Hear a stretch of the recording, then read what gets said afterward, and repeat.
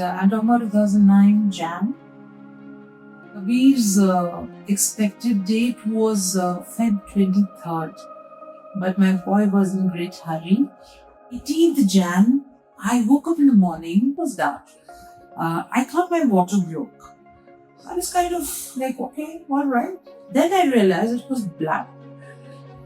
A lot of blood. Like, a lot. 19th Jan was kind of uneventful. And then 20th Jan, I remember early morning, I had another episode where I had some amount of bleeding and all that. So then the doctors were like, you know what, this is it. We are going to cut you open. Anyway, it's over. So we are going to just cut you open and then you got the babies. A single parent for practical purposes, like the child's father is not there living with you, the family elders are not constantly living with you. I kind of took it upon myself to know what to expect in terms of motor milestones in a child's development, right?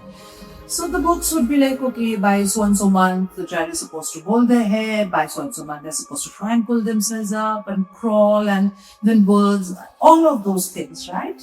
And by 12, 13 months, Kabir was making good progress. He would look at the neighbor right next to me, was this officer's wife, and he would refer to the child and then refer to her as the child's mother. So those associations and verbalization of those things that started coming. He would look at a dog and say doggy, tata. Look at a crow and say kaka. All of those things that started coming. And he was a happy child.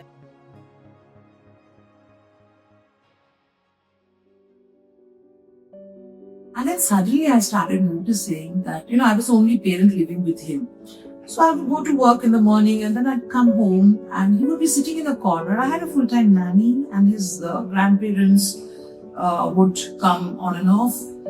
So he would be sitting in a corner with his, maybe a tower of blocks or something, or just spinning something, and he wouldn't even notice that his mother has come or gone or there or not there. You call him, there is no responding to name calls. The words started dropping out, and there was a point where he was just completely into himself, and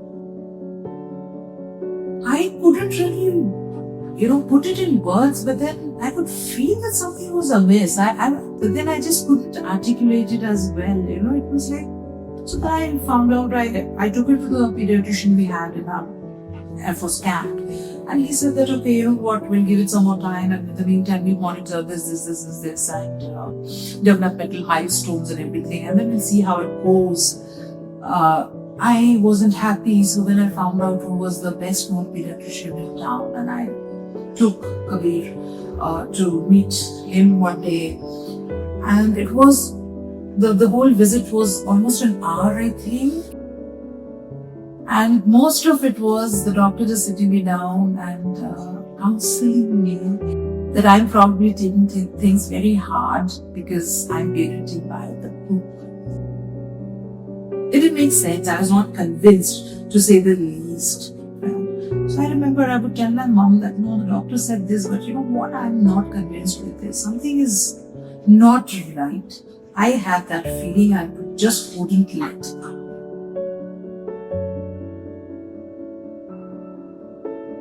Part of me was frustrated because I knew what I was feeling, but then I was not able to articulate it, which I thought was the reason the person couldn't understand what I was trying to say. And I knew that I cannot continue to be posted to a far-flung place and give him the kind of care that he needs. I just knew it in my stomach. So then I wrote, I spoke to my station commander where I was posted, and then I discussed with him, and he advised that, okay, why don't you write to air headquarters, and then the whole process started. So yeah, that's how I got posted back to backward. And that feeling, I carried it with me. So I had Kabir assessed at 3 different places, and all of them came back as autism. So first came autism, I was like, maybe let's do one more, maybe it's something else. And I know better than doctors. What do they know? It has to be something else. And then the third. So I was like, okay, what are the odds that 3 people are wrong? It doesn't work like that, right? So then you think you have accepted it. But then what I came to realize is you don't even know what it is.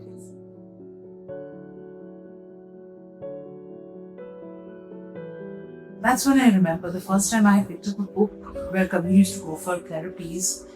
And they had a great library which was open to parents. So I got a book photocopied for myself and I would read a lot. And this was in like the first week of his diagnosis and he started going for therapy someplace. And I remember the more I read about it, the more miserable I felt. Instead of answering questions, I just kept spiraling, It was like a black hole and I just went down and down and down and down.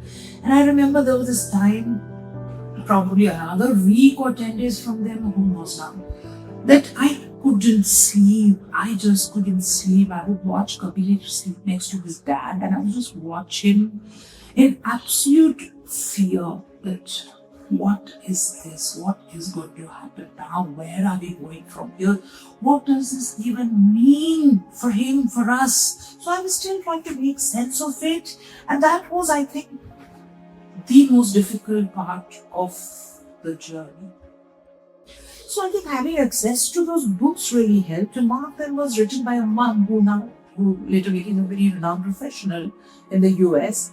And as I read her journey, I was like, well, somebody's done it before me. I don't need to reinvent the wheel. I just need to gather my wits together and do something about it. That realization was, I think, a turning point in the whole journey. Because then you realize that you don't have the luxury of sitting and sulking in a corner and withdrawing yourself from it. I mean, it's either that or it's making yourself more participative and in your child's journey.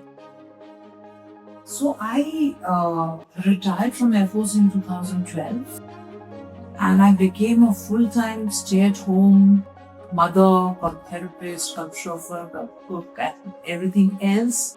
And there was a lot of uncertainty, primarily about the financial aspect because I've been financially independent from a very young age.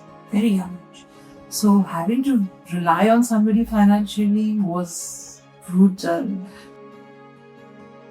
I still remember his first trip to Goa when he was 10 months old. And my God, he took to water like a fish, literally. No fear, no nothing. So it was constantly, like I said, children are supposed to do this. Why is my child doing this? Children are supposed to sleep through the night and then it's 1:30 or latest 2 and this boy will wake up howling and thrashing in the bed and nothing would help. Nothing. I mean, initially I would try to hug him, cuddle him because that's what I know. That's what I have been told. That's what I've been taught. That, a good mom, when your child is suffering, you go pick up your child and try to comfort them physically. Bloody hell, I got kicked merrily because I have no idea what's going on with him and he doesn't want the physical proximity or he doesn't want to be physically handled.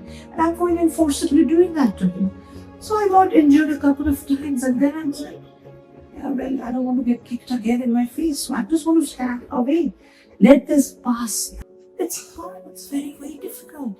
You're tired physically, emotionally, financially. Things are, you have now no end in sight. It's scary. I ended up, I feel so horrible talking about this. That was the only time I actually raised my hand up. And I still haven't forgiven me for that day. Yeah, again, not to justify. I wish I had better coping mechanisms. I wish I had a wee bit of support. They didn't, and I took that out of the poor child. So after Kabir started, his therapies and all, somebody told me about ABA-based intervention, applied behavioral analysis. It was very new in India back then. I'm talking about 2012. So I was like, okay, sounds good. I enrolled in for the program at one of the centers. And I started seeing a lot of changes in him. He started making progress, small, steady progress. I actually started understanding him when I stopped trying to understand him. There was a lot of grieving, a lot of mourning, things that could have been, things that never were, things that never will probably, right? So Kabir is non-verbal. His vocals came and went, never really established. So we were working on his foreign motor imitations, trying to get some vocals to come. And I was like, say, ma. You're trying to let the child emit a ma sound, right? So you purse your lips and go, ma. And he goes, and he immediately looked at me.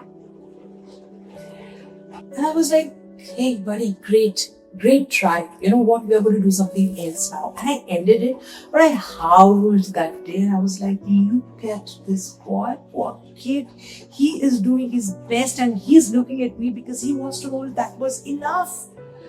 Once I accepted the fact that to myself, and accepting this only to myself, saying it out loud only for my consumption, that you know what, I am not going to expect anything from my child. Whatever my child does is good enough.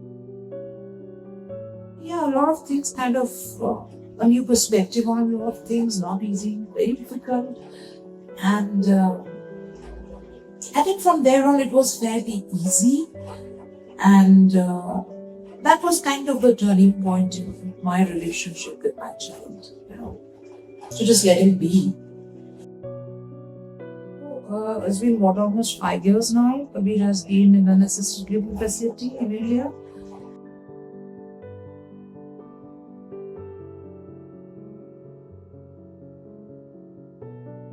It wasn't a very vague choice, but then it was the best choice for him given the circumstances. This was when I separated from his dad, and I realized that he's a handful and he has very high support needs, and it's humanly impossible for one person to meet all those needs in a sustainable way. My primary concern was how do we ensure that he gets the best care that is permissible while being away from home. And also even at home, it doesn't necessarily mean you're getting the best care that you need or you deserve.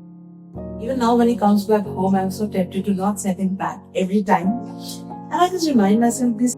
And today I know that if something were to happen to me today, I wouldn't have to worry on my deathbed that, oh my God, what is going to happen to my child? When I decided that I can't just sit at home and be a full-time mom, I started studying. That was the first time I stepped into the field as a professional, right? Autism as a professional, not just as a mom. And from there, so then I started out with early intervention, which means working with smaller children, younger children.